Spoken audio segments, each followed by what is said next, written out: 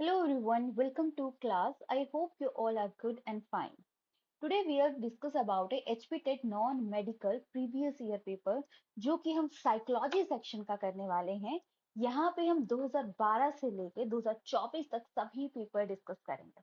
देखिए ये बहुत ज्यादा टॉपिक्स बन जाते हैं जिसमें कि आपको काफी ज्यादा एनालिसिस मिलेगा। देखो क्वेश्चन अब साइकोलॉजी जो रहता है, साइकोलॉजी में कई बार बच्चों को बहुत डाउट रहता है, क्या पढ़ें, कहाँ से पढ़ें, क्या करें, क्या ना करें, बहुत सारे कंफ्यूजन होते हैं। तो आपके लिए देखो हर जब भी मैं कोई पेपर करवाऊंगी मैं उसके क्वेश्चन बताऊंगी कि इस टॉपिक से ये क्वेश्चन आए, जिससे कि आपको बहुत मदद मिलेगी आपके स्कोर इंप्रूव करने में।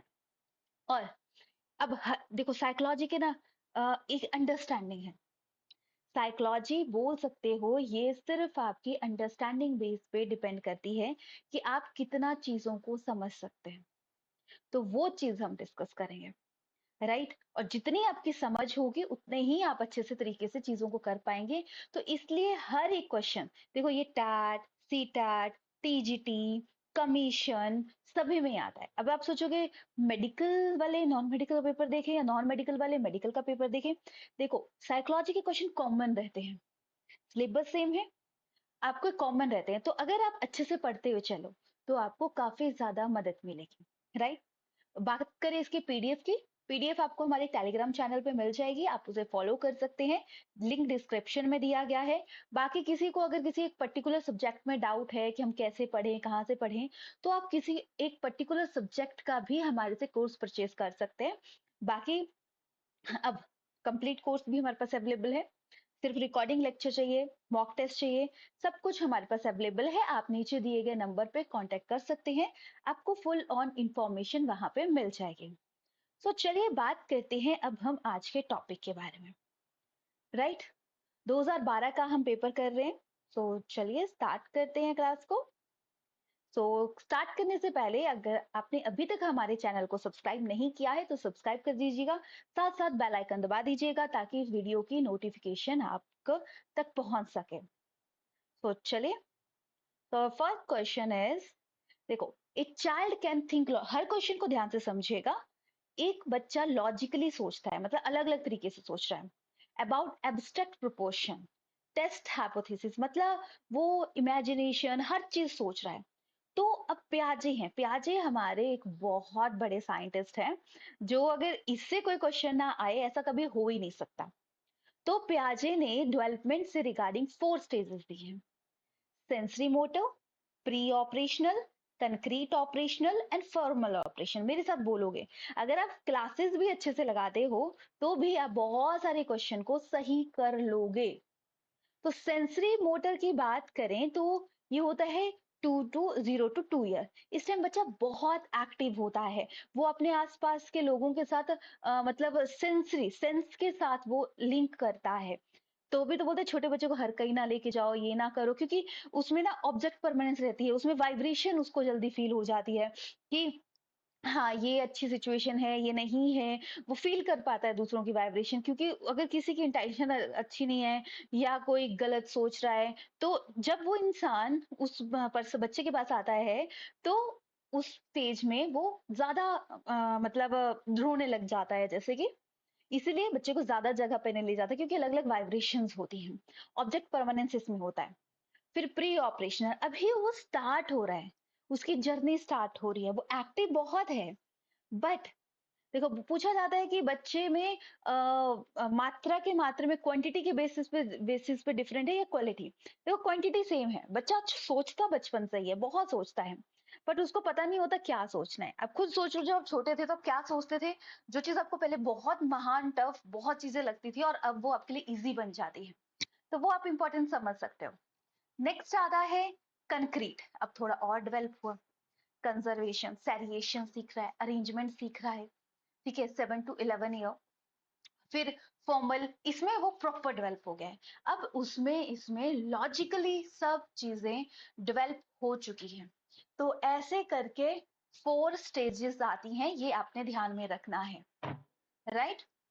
सो हमारा यहाँ पे ऑप्शन सी करेक्ट बन जाता है, फॉर्मल ऑपरेशनल स्टेज। याद रखिएगा, अभी इससे 2-3 क्वेश्चन प्याजे से ही इस पेपर में आने वाले हैं। अब आपको मतलब चैट बॉक्स में बताना है प्याजे कहाँ के थे। याद रखिएगा, जो भी साइंटिस्ट हम यहाँ पे पढ़ेंगे उन वो कहाँ के थे, क्या नहीं थे, वो सारी चीजें आपको बतानी है। राइट, अब प्याजे ने ये स्टेजेस दी थी, बाकी प्रोसेसेस की बात की थी, तो इन्होंने एक स्पेशल वर्ड बोला था, स्कीमा। स्कीमा होता है जब भी हम किसी चीज को देखते हैं, उससे रिलेटेड जो मेंटल पिक्चर बनाते हैं उसे हम स्कीमा का नाम देते हैं। हर कोई देखो, फर्स्ट लुक में जब भी हम किसी को देखते हैं तो हम उसके बारे में एक मेंटल पिक्चर बनाते ही हैं। चाहे हाँ ये लुक्स ऐसे हैं, ये ऐसा होगा, ये ऐसा करता है, ऐसा होगा, ये चीजें करते हैं, तो वो आ जाता है स्कीमा। फिर स्कीमा देख के हम एज्यूम कर लेते हैं, वो आगे एजिमुलेशन। फिर जो प्रीवियस नॉलेज थी उससे इक्विलिब्रियम करते हैं कि अच्छा ऐसी ड्रेस पहनी है तो इस फील्ड का होगा, ये होगा।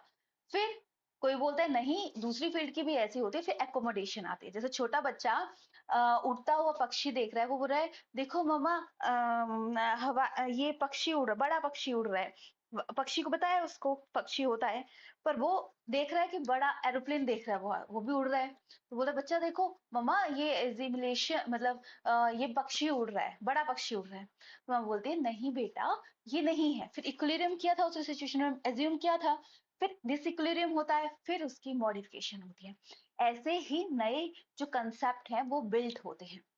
तो सेकेंड तरीके से क्वेश्चन इससे पूछा जाता है प्याजे से। Next question, intelligence and creativity. Intelligence होता है कि आप किसको कैसे तरीके से कर रहे हैं, और क्रिएटिविटी होता है एक ही चीज को अलग अलग वे में करना। क्या डिफरेंस है? इंटेलिजेंस आपके मेंटल पिक्चर आ गई, जरूरी नहीं है कि क्रिएटिव है तो इंटेलिजेंट ही होगा, या इंटेलिजेंट है तो क्रिएटिव ही होगा। ये पर्टिकुलर एक टॉपिक से रिलेटेड भी है। सो आप बोल सकते हैं ये दोनों ही रिलेटेड है कहीं ना कहीं। अब जो क्रिएटिव है वो इंटेलिजेंट बन ही जाता है, जो इंटेलिजेंट होता है वो भी कहीं ना कहीं क्रिएटिविटी को शो कर देता है। इसलिए हमारा ऑप्शन ए करेक्ट बन जाता है। नेक्स्ट क्वेश्चन, थ्योरी ऑफ, देखो फर्स्ट क्वेश्चन प्याजे से था, second question intelligence and creativity से था, ये भी इंटेलिजेंस से क्वेश्चन था। तो यानी यहाँ पे एक टॉपिक प्याजे का इंपॉर्टेंट बन जाता है और एक इंटेलिजेंस वाला। किसने दी, किस टाइप की इंटेलिजेंस होती है, क्या होता है क्या नहीं होता, वो चीज बोली है। मल्टीपल इंटेलिजेंस के बारे में किसने बोला है? तो सबसे पहले बात करेंगे लुइस थॉमसन। तो थॉमसन की बात करें तो इन्होंने ग्रुप फैक्टर थ्योरी दी थी। इन्होंने बोला था 7 बेसिक इंटेलिजेंस होती है, जो person mental ability, primary mental ability बोली थी इन्होंने 7। स्पेयरमैन की बात करें, इन्होंने 2 फैक्टर थ्योरी दी थी। इन्होंने बोला एक जनरल फैक्टर होता है, एक स्पेसिफिक फैक्टर होता है। स्पेसिफिक फैक्टर से वो बेस्ट बनता है और जनरल फैक्टर से वो डेली बेसिस पे काम करता है।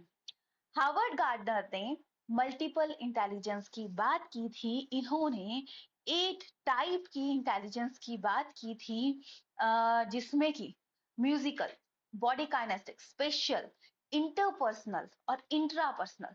इन दोनों में फर्क है। इंट्रा होती है जब हम खुद के बारे में समझते हैं हम क्या हैं क्या कर सकते हैं, और इंटरपर्सनल होती है जब एक से आप दूसरे में सोचते हो। लॉजिकल, मैथमेटिक्स, नेचुरल जो नेचर से रिलेटेड है, ठीक है, स्पेशल और लिंग्विस्टिक, लैंग्वेज से रिलेटेड। अलग अलग टाइप की इंटेलिजेंस होती है जिसके बेसिस पे हम काम करते हैं, ये आपको ध्यान में रखना है। राइट, तो जैसे कि अभी मैंने पूछ लिया कि इस बार गार्डनर ने ये पूछा है, नेक्स्ट टाइम पूछा जाएगा कि गार्डनर ने किस टाइप की थ्योरी दी थी, या पूछा जाता स्पेशल इंटेलिजेंस क्या होती है। इंटरपर्सनल जब हम दूसरों के, जो साइकोलॉजिस्ट होते हैं, और इंट्रा खुद को समझना। देखो हम दूसरों के तो आराम से समझते हैं कि दूसरा ऐसा कर रहा है वो कर रहा है, खुद को क्या समझते हैं? खुद के बारे में भी हमें पता है कि हम क्या हैं? नहीं, खुद को समझो, सबसे ज्यादा इंपॉर्टेंट है। जो खुद को समझ गया वो ऑटोमेटिकली चीजों को समझ जाएगा। ऑप्शन सी यहाँ पे राइट आंसर है। Next question, child develop is marked by inter related process, which one is not one of them? कौन सा नहीं है? तो याद रखिएगा, जैसे कि इंटर रिलेटेड प्रोसेस, डिफरेंशिएशन है, इंटीग्रेशन है, लर्निंग है, तो इन सब में मोटिवेशन नहीं आएगा। राइट, तो देखो, अब ये क्वेश्चन है किसी बुक, किसी एक पर्टिकुलर चैप्टर में आपको तो मिलेगा नहीं है कि हाँ इस पर्टिकुलर चैप्टर में यही क्वेश्चन है, नहीं मिलेगा। ये आपको पूरी जो साइकोलॉजी के अंडरस्टैंडिंग बेसिस पे था, उसके बेसिस पे ये क्वेश्चन है, राइट। तो हमने जो नोट्स प्रिपेयर किए हैं या कुछ भी, तो उनमें क्वेश्चन ऐड ऑन किए हैं जो जनरल पर्पस से, जनरल साइकोलॉजी के हैं, उन्हें अलग रख दिया है, और जो पर्टिकुलर टॉपिक्स हैं उन्हें अलग रख दिया है, जो कि आपकी काफी मदद करेंगे understanding, right. Next question, which of the following statement about teaching is true? अब ये भी कॉमन सेंस का क्वेश्चन है। So teaching is a pre request of learning, teaching facilitate learning, teaching always भी। देखो मैं आपको पढ़ा रही हूँ, तो इसमें क्या है, देखो एक तो आपको पता लग रहा है चीजें, एक मेरी नॉलेज और बढ़ रही है। जैसे कई बार, बहुत बार, जितनी बार मैं पढ़ाती हूँ, तो मुझे उस टॉपिक से थे, यार ये तो मैंने पहले सोचा ही नहीं था, इसको इस तरीके से भी लर्न कर सकते हैं, ये इजी वे है। हर बार मुझे नया पैटर्न मिलता है पढ़ने के लिए, जो कि काफी फायदेमंद होता है, राइट। तो फैसिलिटेट लर्निंग, और जब हम किसी को पढ़ाते हैं तो वो हमारा पक्का हो जाता है। तो स्टार्टिंग में मैंने पढ़ाना स्टार्ट, मुझे बहुत पढ़ना है, ये करना है, वो करना है, टिपिकल होता था। अब प्रीवियस वीडियोस देख लो आप मेरी, मैं अलग तरीके से बोलती हूँ। अब धीरे धीरे अगर मैं लर्निंग कर रही हूँ, तो वो मेरी और इम्प्रूवमेंट करेगा। मैं लर्निंग कर रही हूँ तो मैं वही रह जाती हूँ। इसलिए जब भी कोई टॉपिक पढ़ते हो तो दूसरों को पढ़ाओ, दीवारों को पढ़ाओ, फिर मिरर में पढ़ाओ, कहीं भी पढ़ाओ, याद हो जाएंगी चीजें। Next, children from a unprivileged section of the society can benefit more if they are, ठीक है, children from unprivilege section, society के अनप्रिविलेज में आता है। तो society can benefit more if they are, तो क्या आ जाएगा, तो provide with learning and self employment, sorry exempted from homework and class test, provide with training for self employ। देखो अभी उसको जरूरत है, ठीक है, तो उसको एनवायरमेंट प्रोवाइड कराओ, रिचर एनवायरमेंट। क्योंकि बोला जाता है, जैसे हम चारों ओर देखते हैं, वो बोलते हैं दोस्ती अच्छे से रखो, दोस्ती ऐसे से रखो। वो मेन रीजन ये होता है कि जैसे दोस्त हमारे होंगे, हम कहीं ना कहीं वैसे ही एक्ट करते हैं। सो अब अगर आपको कुछ इंप्रूव करना है, खुद में बड़ा बनना है, तो वैसे एनवायरनमेंट को चेंज करो। एनवायरनमेंट चेंज करोगे, आप 50% तो ऑटोमेटिकली खुद ही चेंज हो जाएंगे। सबसे पहले अपने माइंड में डालो, ऐसा मत सोचो कि टेस्ट नहीं क्वालिफाई हो रहा, ये नहीं हो रहा, बस ये माइंड में डालो कि मुझे करना है, इसके लिए मुझे क्या करना है, और कैसे टाइम निकालना है, कैसे मैनेज करना है। क्योंकि हर किसी की लाइफ में अपने अपने स्ट्रगल अलग होते हैं। सोचोगे यार ये अच्छा है, क्या पता उसको क्या इश्यू है, आपको क्या पता, right.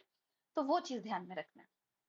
Now next question, to address the diversity in academic achievement, अगर एकेडमिक में डाइवर्सिटी है, वेराइटी है, effective teaching method can B.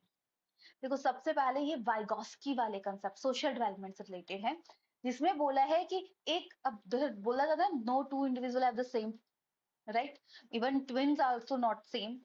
तो अब एक दूसरे को उस बाधा नहीं है कि अच्छा ये अलग पढ़ता है, ये अलग पढ़ता है, छोड़ पड़े, मैंने छोड़ देना, एक को ही पढ़ाना है, ऐसा नहीं कर सकते आप। तो एक को एक चीज आती है, दूसरे को समझाओ, दूसरे को आती है, पहले को समझाओ। और ऐसा कोई नहीं होता कि टैलेंटेड ना हो, ये टीचर को पहचानना पड़ता है कि क्या करना है। तो कॉपरेटिव टीचिंग करनी चाहिए, ठीक है। ये वाइगॉस्की के कंसेप्ट में इन्होंने एक्सप्लेन किया था प्रॉपर तरीके से कि सोशल डेवलपमेंट से रिलेटेड कैसे बच्चा सीखता है। Now next question, which of the following statement about the role of a teacher, teacher का क्या रोल होता है? ये भी कॉमन सेंस है। क्रिटिक ओनली, देखो बच्चा, टीचर, चाहे टीचर को कितनी मेहनत करनी पड़े, बच्चे का फायदा होना चाहिए, बच्चा कंफर्टेबल फील करना चाहिए। टीचर का हमेशा ये काम, टीचर का ये काम नहीं है कि बच्चे में गलतियां निकाले, बच्चे में खूबियां ढूंढे और उसको नर्चर करे, ये काम है। तो अगर बच्चा टीचर के साथ फ्रेंडली होगा तो वो ज्यादा चीजें सीखेगा। तो इसलिए राइट, ये भी जनरल क्वेश्चन है, अंडरस्टैंडिंग बेसिस पे है। और पेपर में ना हम पजल इसलिए होते हैं क्योंकि हमें प्रेशर लेते हैं, बस ये सोचना है मैं अपना बेस्ट करना है, उस तरीके से चीजें कीजिएगा, बस हो जाएगा। Which of the following statement about role of a teacher is correct? Teacher के रोल में, अच्छा ये तो हमने कर लिया क्वेश्चन। नेक्स्ट क्वेश्चन की तरफ बढ़ते हैं, which age is called a adolescence age? देखो स्टेजेस के डेवलपमेंट के बारे में सबने अलग अलग दिया है कि इस एज में ऐसा होता है, इस एज में ऐसा होता है।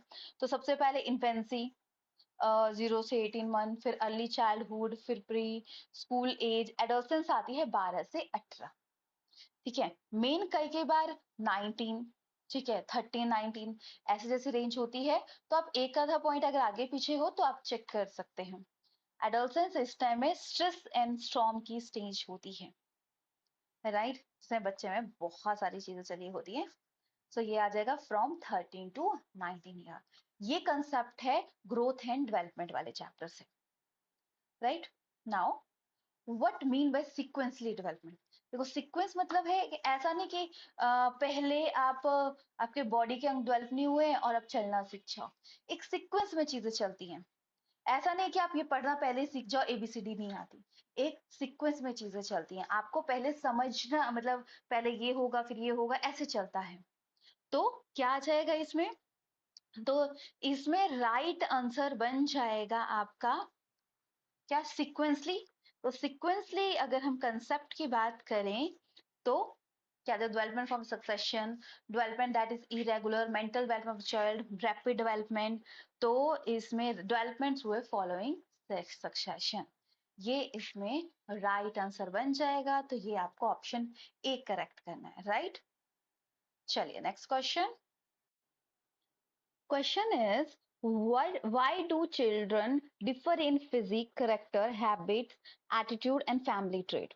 तो इसमें क्वेश्चन आ जाएगा कि किस वजह से वेरी करता है। तो याद रखिएगा, due to heredity and environment की वजह से चेंज होता है। डेवलपमेंट आ जाता है heredity into environment.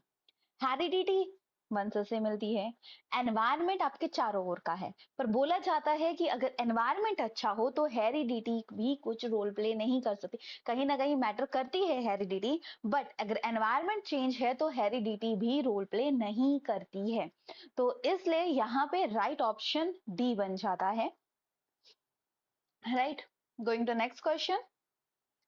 What do you mean by social environment. Social environment होता है हमारे चारों ओर का एनवायरनमेंट, जिसमें पेरेंट्स, फैमिली, रिलेटिव, फ्रेंड्स सब आ जाते हैं, इसलिए ऑल ऑफ द एबव। देखो ये भी क्वेश्चन सोशल से ले लो, चाहे ये कॉमन क्वेश्चन ले लो, दोनों में ही ये चीजें इंपॉर्टेंट है। Now what social behaviour is not observe in child. देखो चाइल्डहुड में क्या होता है, क्या नहीं होता है, ये पूछा है। कॉमन सेंस का क्वेश्चन है। एडजस्टमेंट होती है, सेक्स की तरफ अट्रैक्शन नहीं होती, क्योंकि उस टाइम उसको नॉलेज नहीं होती ना, इसलिए राइट ऑप्शन बी बन जाता है। अपने दोस्तों से तो बहुत ज्यादा इन्फ्लुएंस होता है। ग्रुप लॉयलिटी भी, जैसे मतलब ये ज्यादा मैटर करता है उसके लिए, आसपास के लोग, ये चीजें बहुत ज्यादा मैटर करती हैं एक छोटे बच्चे के लिए। नाउ नेक्स्ट क्वेश्चन, प्याजे से अगेन क्वेश्चन आता है, what do you mean by प्याजे आइडिया ऑफ एजिमुलेशन। प्याजे के बारे में, जैसे कि अभी हमने थोड़ी देर पहले किया था, एजिमुलेशन होता है जब हमारी प्रीवियस नॉलेज को हम किसी और के साथ जोड़ते हैं, किसी और इन द सेंस कि अपनी प्रीवियस नॉलेज को नई नॉलेज के साथ जोड़ने की कोशिश करते हैं कि ये ऐसा होगा क्योंकि हमने ऐसा पढ़ा था। तो वो आ जाता है एजिमुलेशन। फिर इक्विलिब्रियम आ गया, हमने जोड़ लिया। फिर डिसइक्विलिब्रियम होता है और उसके बाद होती है मॉडिफिकेशन। तो मॉडिफिकेशन ऑफ ए बिहेवियर आता है एकोमोडेशन। सबसे पहले तो हम क्या करते हैं, स्कीमा बनाते हैं किसी चीज को लेकर, क्या है क्या नहीं है, फिर हम एज्यूम करते हैं, फिर मॉडिफाई होता है। इस तरीके से सारा प्रोसेस चलता है। सो यहाँ पे आ जाएगा कि क्या है, एनवायरनमेंट से रिलेटेड। तो प्याजे के कंसेप्ट को तो आपको बहुत अच्छे से पढ़ना है, क्योंकि दूसरा तीसरा क्वेश्चन यहाँ पे उससे पूछा गया है। Now going to next question, who propound the theory of a trial and error. तो याद रखिएगा, ट्रायल एंड एरर थ्योरी का मतलब होता है कि हम बार बार चीजों को कर रहे हैं, जो कि थॉर्नडाइक ने दी थी। इन्होंने लॉज दिए थे, काम के लॉज भी दिए थे इन्होंने। 3 प्राइमरी लॉज दिए थे, बाकी सारे सेकेंडरी लॉज दिए थे। प्राइमरी लॉज क्या है वो क्वेश्चन आता है इसमें, law of readiness, law of exercise, और थर्ड लॉ आपको बताना है कि कौन सा है, राइट। सबसे पहले बता दिया law of readiness, law of exercise.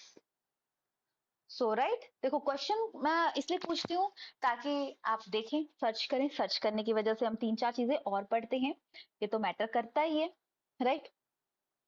So option D is the correct. Now going to a next question, a student want to share his personal problem and ask for permission to call on you at your residence, what would be response? ठीक है, अपनी problem share कर रहा है और permission ले रहा है कि मुझे अपने रेजिडेंस में बात करनी है। हो सकता है बच्चे पे कोई इशू हो, हमें बच्चों को समझना पड़ेगा कि बच्चा क्या है। Appointment to Delhi, so option B इसमें करेक्ट बन जाएगा। ये भी एक कॉमन सेंस का क्वेश्चन बन जाता है। Now going to next question, if you know that father of a student have tested HIV positive, what you do? अब ये तो लोगों को पता है कि HIV एक दूसरे से नहीं फैलता, ऐसे टच करने से, ऐसे करने से। तो फिर अब बच्चों को नहीं पता, ठीक है, तो उनको गाइडेंस तो करनी पड़ेगी, क्या किया जाए। तो उस केस में आप क्या करोगे कि continue with study with other. ऐसा नहीं कि उसके parent withdraw the child, separately बिठाओगे, डिस्क्लोजर करोगे, ऐसा नहीं करेंगे हम। उसको जैसे है वैसे ही उसे काम करने देंगे।